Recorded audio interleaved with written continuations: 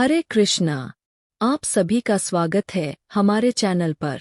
दोस्तों, हम सब बेसब्री से इंतजार कर रहे हैं उस पावन घड़ी का जब सृष्टि के पालनहार भगवान श्री हरि विष्णु अपनी 4 महीने की योग निद्रा से जागेंगे। और वो शुभ तिथि है देवउठनी एकादशी। इस बार देवउठनी एकादशी की तारीख को लेकर थोड़ा असमंजस है। क्या यह 1 नवंबर को है या 2 नवंबर को? आज इस वीडियो में हम केवल इस भ्रम को दूर करेंगे, बल्कि देवउठनी एकादशी का अद्वितीय महत्व और कुछ ऐसे गुप्त उपाय भी जानेंगे जो आपके जीवन में सुख समृद्धि के द्वार खोल देंगे। तो वीडियो को अंत तक जरूर देखें। सबसे पहले बात करते हैं सही तारीख की, क्योंकि यही सबसे बड़ा सवाल है। कार्तिक मास शुक्ल पक्ष की एकादशी तिथि 1 नवंबर को सुबह 9:11 पर शुरू हो रही है। यह तिथि अगले दिन 2 नवंबर को सुबह 7:31 पर समाप्त होगी।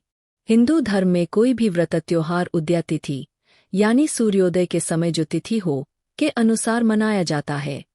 देवउठनी एकादशी सिर्फ एक व्रत नहीं है, यह 4 माह के चाहे वह दिन है जिसके अगले दिन तुलसी शालिग्राम विवाह होता है। इस एकादशी पर तुलसी जी की पूजा करना भगवान विष्णु और माता लक्ष्मी दोनों की कृपा दिलाता है। अब बात करते हैं उन खास उपायों की जो इस दिन को और भी शक्तिशाली बना देते हैं।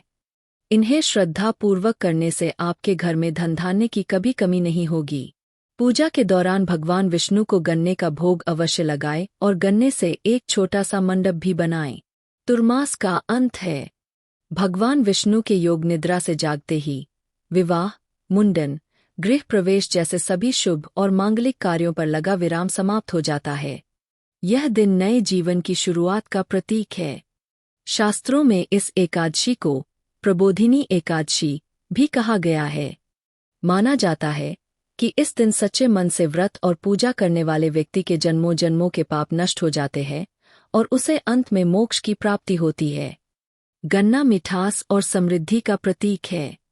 इसे भगवान विष्णु को अर्पित करने से आपके जीवन में वर्ष भर मिठास और आर्थिक स्थिरता बनी रहेगी। बाद में यह गन्ना प्रसाद के रूप में परिवार में बांट दें।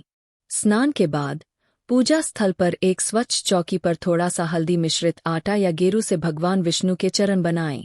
इन चरणों को धूप दीप दिखाने के बाद इन पर 7 साबुत चावल के दाने जो टूटे न हों और एक पीला फूल अर्पित करें। चावल और हल्दी शुभता के प्रतीक है। माना जाता है कि यह उपाय करने से मां लक्ष्मी आपके घर में स्थायी रूप से निवास करती है। देवउठनी एकादशी की शाम को तुलसी माता के पौधे के पास शुद्ध देसी घी का एक दीपक जलाएं। इसके बाद 7 या 11 बार तुलसी जी की परिक्रमा करें और कहें, महाप्रसाद जन्नी सर्व सौभाग्यवर्धिनी आदि व्याधि हरा नित्यं तुलसीत्वं नमोस्तुते। तुलसी को मां लक्ष्मी का ही रूप माना जाता है। इस उपाय से पति पत्नी के बीच प्रेम बढ़ता है और घर में सकारात्मक ऊर्जा का संचार होता है। देवउठनी एकादशी पर पूजा कैसे करें, आइए जल्दी से जान लेते हैं। ब्रह्मा मुहूर्त में स्नान करें और साफ पीले वस्त्र पहनें। घर के आंगन या पूजा स्थल पर गन्ने का मंडप सजाएं। मंडप के बीच में भगवान विष्णु या शालिग्राम की मूर्ति स्थापित करें। भगवान को पीले फूल, फल, सिंघाड़ा और भोग अर्पित करें। शंख और घंटी बजाकर भगवान विष्णु को योग निद्रा से जगाएं। पूरी रात दीपक जलाकर रखें। तो दोस्तों, देवउठनी एकादशी एक ऐसा महापर्व है जो हमारे जीवन में खुशियों और शुभता की शुरुआत करता है।